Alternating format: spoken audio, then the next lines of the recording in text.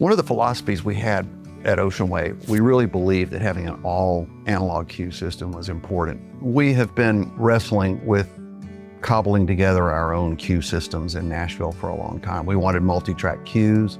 The studios like Blackbird, Ocean Way here wanted an analog cue system. The role of the MeMore, it's hard to overstate how important this is. As an engineer, that's one of the things that I've done for the last 20 years. When I get everything dialed in, get the balance, the first thing I do is say, guys, how's everybody feeling? How's it sound in the headphones? Are you inspired? So then we get it to where it's sounding great, and their performance will show it every time. When they can hear themselves and they can hear what the other people are playing and they've got the control that they need, there's something that happens. We want the musicians to really hear the music and feel the music and have it sound so inspiring that they just can't wait to play.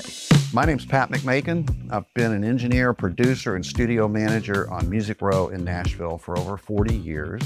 Today I'm sitting in a Tom Hidley designed studio built by Mike Cronin. It was formerly known as the Tracking Room. Many hits were cut here. U2 was through here. I know Taylor Swift was through here. So a lot of great artists have been in this room.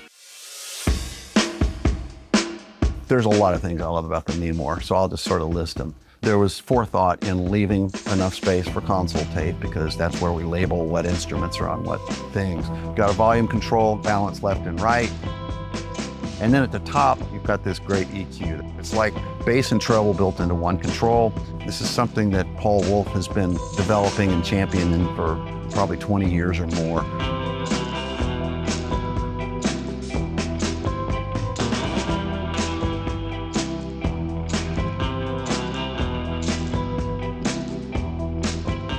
And again, when you're thinking about speed and efficiency, that matters. Studios of this size, we're gonna have 4, 5, 6, 7, 8, 30, 50 musicians in a room.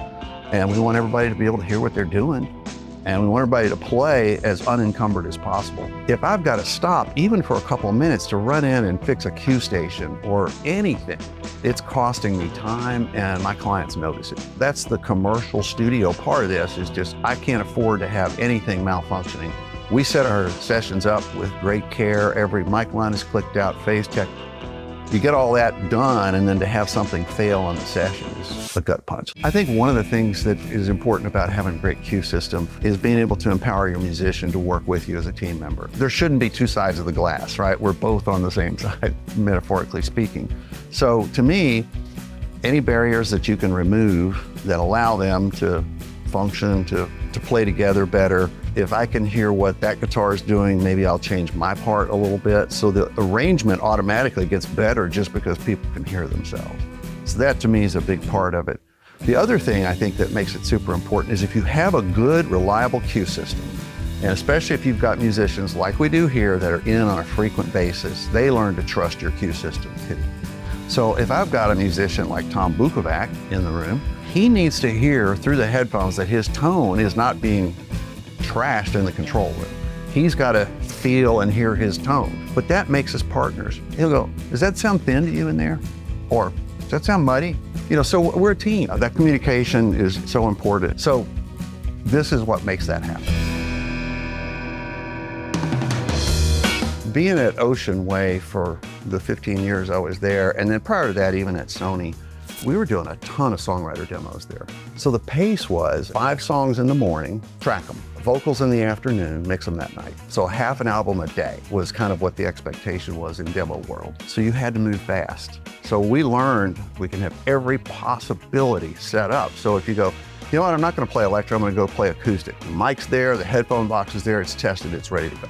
The players here are so good and so fast, you don't ever want to be the one that's holding them up, which made the first 25 years of my life a blast because I was at Sony ATV Publishing running their studios and doing artist development.